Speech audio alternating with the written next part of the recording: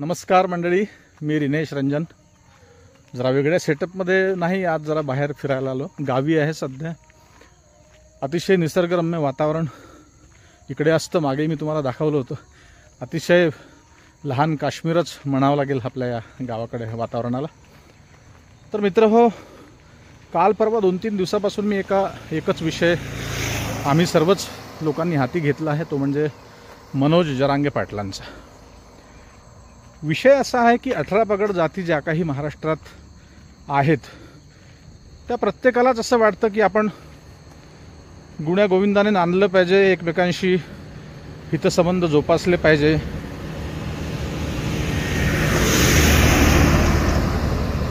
तर हा विषय जो आहे आरक्षणाचा, हा तुम्हाला ठाऊक आहे. आता हे बाबासाहेबांनी आपल्या घटनेमध्ये संविधानाच्या माध्यमातून सगळ्या गोष्टी लिहून ठेवल्या आहेत, त्याबद्दल काही दुमत नाही. आरक्षणाची सोय आहे, पण नंतरच्या काळामध्ये जे काही राजकीय पक्ष सत्तेवर आले त्या लोकांनी आपापल्या हिशोबाने हा राजपाट चालवला. कामही केली, बरीच कामं केली. काँग्रेसनेही कामं केली, असं नाही केली किंवा नाही विकास झाला किंवा कुठल्याच गोष्टी संयुक्तपणे हाताळल्या नाही, असं काँग्रेसच्या राज्यातही घडलं नाही. पण एक गोष्ट लक्षात घ्या, मी कालच्याही माझ्या व्हिडिओमध्ये बोललो होतो की महाराष्ट्रात यापूर्वी देखील अनेकदा आंदोलनं झाली, उपोषणं झाली, पण सरकार दखल घ्यायची किंवा सरकारला ती काळजी असायची, जनतेची चिंता असायची, नागरिकांची. पण अलीकडे जे आता भाजपाचं सरकार आहे, त्या सरकारमध्ये एक गोष्ट तुम्ही प्रामुख्याने लक्षात घ्या. तुम्ही कुठल्या गोष्टीसाठी कितीही मागण्या करा, कितीही आरडाओरडा करा, उपोषणं करा, मोर्चे काढा, तुमच्यावर तुमची गोष्ट लक्षात न घेता तुमच्या मागण्या मान्य तर सोडा, पण साधी दखल, अर्थात वाटाघाटी झाल्या पाहिजे. काही उपोषणं सुरू असतील, काही आंदोलन सुरू असतील तर भेटीगाठी घेतल्या पाहिजे. काही समाजसेवक असतील आंदोलनामध्ये किंवा काही सोशल ॲक्टिव्हिस्ट नेहमी हा विषय उचलून धरत असतील तर त्यांच्याशी बातचीत झाली पाहिजे, चर्चा झाली पाहिजे, वाटाघाटी झाल्या पाहिजे. आणि अतिशय अहंकार बाजूला ठेवून सत्तेमध्ये असणाऱ्या लोकांनी, कुठलाही पक्ष असो, काँग्रेस असो, होती, पुढे सत्ता बदलेल भाजपाची, राजपाट कुणालाही मिळो, गादी कुणालाही मिळो, पण सत्तेवर असताना आपण एक बाप आहोत, आपण एक चालक आहोत, आपण एक राज्याचे पालक आहोत. ही बांधिलकी ठेवून सरकारने वागलं पाहिजे जनतेशी. जरांगे पाटलांचं गेल्या 2-3 वर्षापासून हा विषय सुरू आहे. यापूर्वी आंदोलनं झाली, उपोषणं झाली, पण साधी फडणवीसांनी दखल तर सोडा, मागण्या मान्य करण्याचं जे काय व्हायचं ते सोडा, पण साधी भेट घेऊन बघा.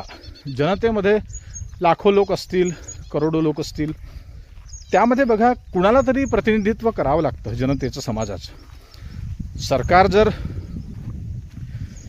जनतेच्या हिताशी सहमत नसेल तर असे ॲक्टिव्हिस्ट पुढे येतात आणि आपल्या जीवाचं देखील, त्यांना जीवाची देखील पर्वा नसते आणि ते मैदानात उतरतात.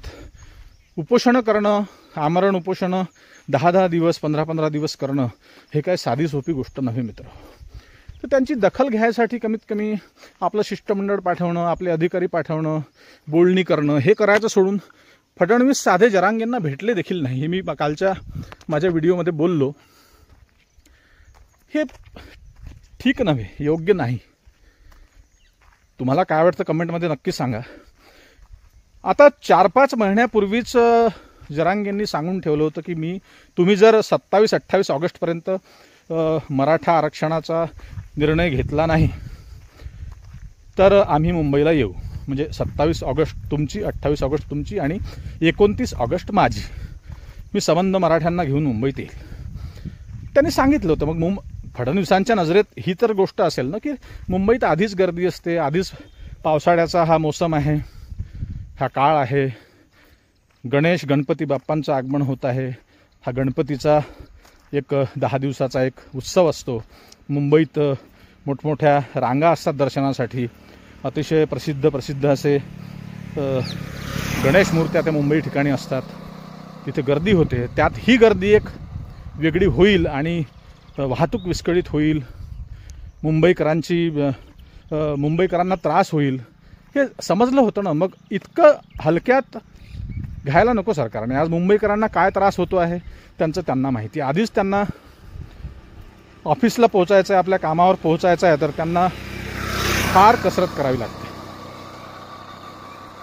तर यापूर्वी या आंदोलनाचा काहीही भाजपाने किंवा फडणवीसांनी विचार केला नसेल का? त्यांच्या डोळ्यापुढे विचार नसेल का की मुंबईकरांचे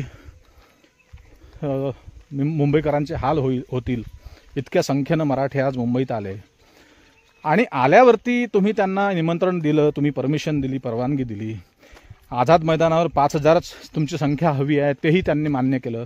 तुमच्या सर्व अटी मान्य करून ते शांततेच्या मार्गाने आंदोलन करीत आहे. आंदोलन करणं हा अधिकार संविधानानं दिलेला आहे.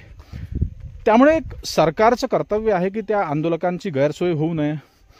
त्यांना पाणी असेल, त्यांना शौचालय असतील, ती उपलब्ध झाली पाहिजे. परंतु सरकारने मात्र वेगळंच धोरण स्वीकारलं.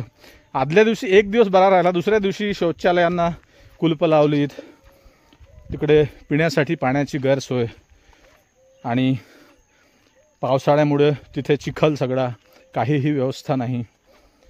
तर हे सगळं बरं नव्हे.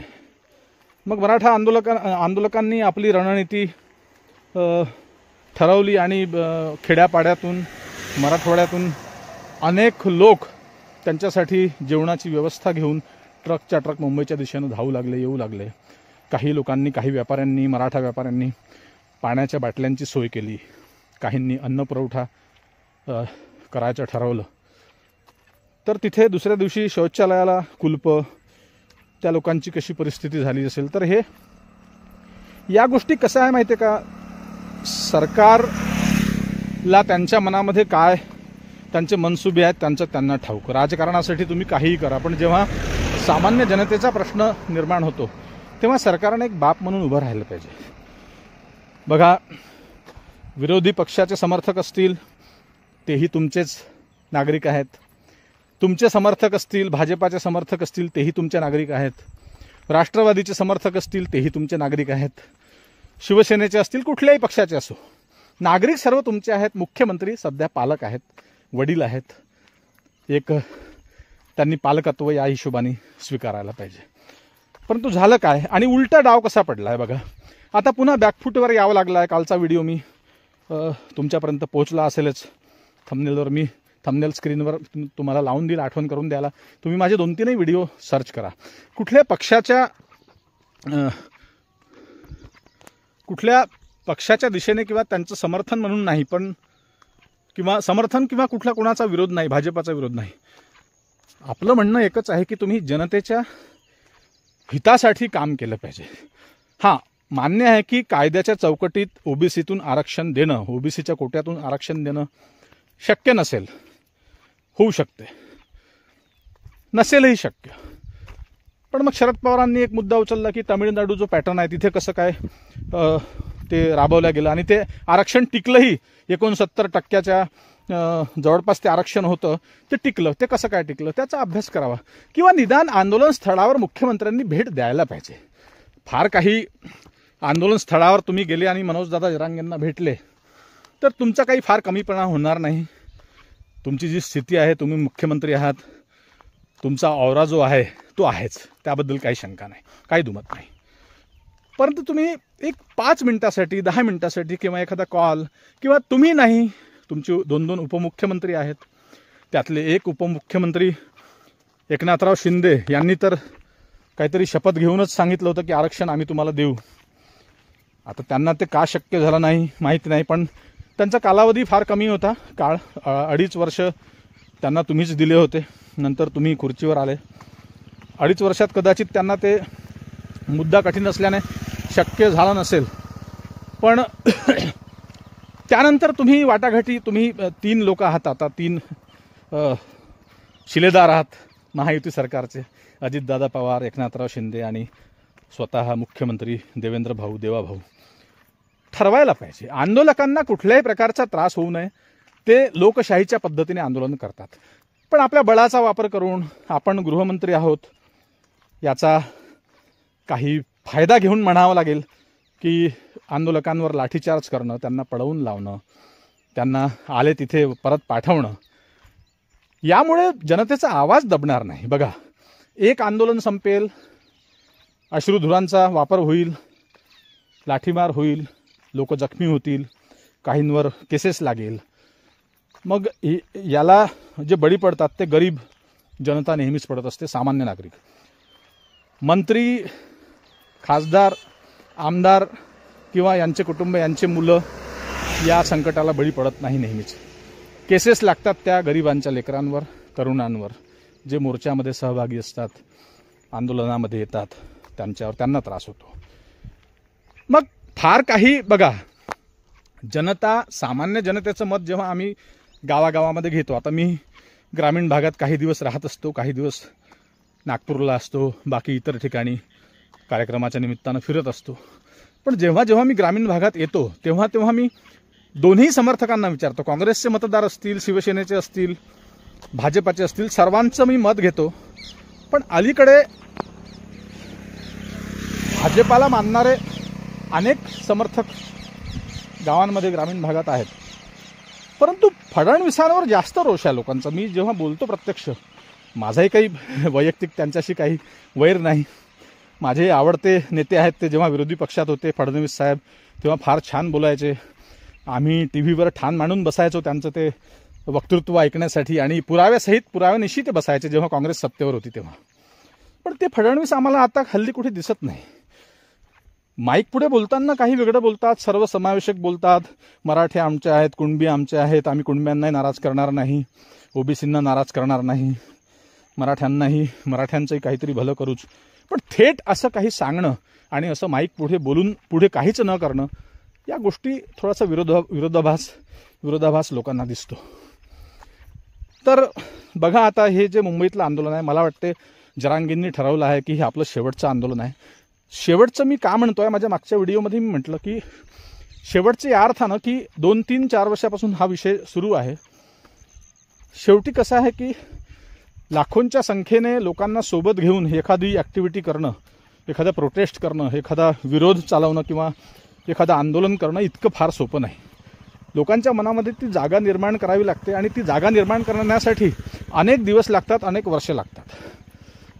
लोकांचा मेळ त्यांच्या पुढे जमला आहे हल्ली. त्यांना असं वाटतं की आता जर मुंबईला काही झालं नाही, आपण जर इथून रिकाम्या हाताने परतलो तर कदाचित लोक आपल्यावर विश्वास ठेवणार नाही, आपल्यापासून मराठे दूर होतील, हळूहळू आंदोलनाची धग कमी होईल. आणि एखादं प्रोटेस्ट, एखादं आंदोलन जेव्हा उभं होतं ना, ते उभं व्हायला खूप वेळ लागतो. त्याला फंडिंग लागतं, त्याला पैसा लागतो, त्याला रसद लागते, फार मोठा मोटर गाड्यांचा पुरवठा लागतो, डिझेल पेट्रोल लागतं.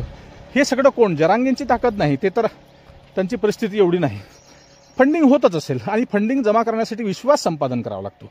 त्यांना असं वाटतं की या आंदोलनात जर काही सरकारकडून मला निर्णय मिळाला नाही तर माझ्यावर विश्वास या मराठ्यांचा राहणार नाही, आणि मग मी जे आतापर्यंत केलं ते सगळं वाया जाईल किंवा त्याचा काही अर्थ राहणार नाही. त्यामुळे आम्हाला असं वाटतं की जरांगे कदाचित मुंबईतून परतणार नाही, हटणार नाही. पण दुसरी बाजू एक अशीही आहे की कायदा व सुव्यवस्था ही अबाधित राहिली पाहिजे, शाबूत राहिली पाहिजे, हे आम्हाला सर्वांना वाटतं, पोलिसांना वाटतं, गृहमंत्री या नात्यानं मुख्यमंत्री फडणवीसांनाही वाटतं की कुठलाही अनुचित प्रकार या गणेश उत्सवाच्या काळात मुंबईत घडू नये. मुंबईकर आपलेच आहेत, शेवटी मराठ्यांची मुंबई आहे, मुंबईतही मराठी आहेत, मराठी माणसांचीच मुंबई आहे, आमची राजधानी आहे, आमचं हक्काचं स्थळ मुंबई आहे. त्यामुळे सर्वांचाच अधिकार मुंबईवर आहे. मग अशा वेळी तुम्ही आंदोलकांशी भेटीगाठी घेऊन शासनाच्या अधिकाऱ्यांनी त्यांच्या सोयी सवलती काय त्यांना द्यायच्या आहेत त्या देऊन या आंदोलनाला एक चांगलं वळण द्यायला पाहिजे. आणि तुमचं काही शिष्टमंडळ असेल, काही जरांगेंची लोकं असतील, यांच्यामध्ये दररोज वाटाघाटी मात्र व्हायला पाहिजे असं आम्हाला या ठिकाणी वाटतं. तर असो मित्र, आज चालता चालता एक इव्हिनिंग वॉकला निघालो होतो. गावी असल्यामुळं दिवसभर तर यूट्यूबचं काम असतं, तुम्हाला माहिती आहे. तर तुम्ही विचार करा आणि कमेंट बॉक्समध्ये नक्कीच सांगा की तुमचं मत काय आहे. माझ्या चॅनलवर तर अनेक सगळ्याच जाती धर्माचे लोक आहेत. माझे सबस्क्रायबर्स खूप प्रेमाने कमेंट करतात, आपलं मत व्यक्त करतात. अतिशय सुबुद्ध सुजान नागरिक आपल्या चॅनलवर सबस्क्रायबर्स आहेत. त्या सर्वांचं मत अतिशय मला पटतं. आपापल्या विचारांनी मतं ते मांडतात आणि कमेंट करायला पाहिजे. पण मित्र हो, तुम्ही जेव्हा कमेंट करता ना, तेव्हा तुमच्या परिसरातील म्हणजे महाराष्ट्रातून तुम्ही कुठल्या कानाकोपऱ्यातले आहात, कुठल्या परिसरातले आहात हे कमेंट खाली लिहित चला. म्हणजे माझ्या लक्षात येईल की आपल्या चॅनलला अख्खा महाराष्ट्र व्यापायचा आहे. सर्व जाती धर्माचे लोक, काँग्रेस पक्षाचे समर्थक, भाजपाचे समर्थक सगळेच आपल्या चॅनलचे दर्शक असले पाहिजे असं मला वाटतं. मी एक शेतकऱ्याचं लेकरू आहे. शेतकऱ्यांबद्दल अतिशय तळमळ असते. पण कला कौशल्य या क्षेत्रामध्ये गेल्यामुळं तिकडे थोडं शेतीकडे दुर्लक्ष होते आणि फार संघर्ष आहे शेतकऱ्यांचा मित्र. तर असो, तुम्हाला जरांगे पाटलांबद्दल काय वाटतं, फडणवीसांच्या रणनीतीबद्दल काय वाटतं, त्यांच्या डावपेचांबद्दल काय वाटतं, हे आंदोलन कुठपर्यंत पुढे जाईल, काय मराठ्यांचं भलं होईल यामध्ये कमेंटमध्ये नक्की लिहा मित्र. आणि महाराष्ट्रभर हा व्हिडिओ शेअर करा, जास्तीत जास्त लोकांपर्यंत हा विषय पोहोचवा ही तुम्हाला नम्र विनंती. लाईक करा आणि पुन्हा भेटू नवीन विषयावर बोलण्यासाठी नव्या दिवशी नव्या दमानं. तोपर्यंत नमस्कार. जय हिंद, जय महाराष्ट्र.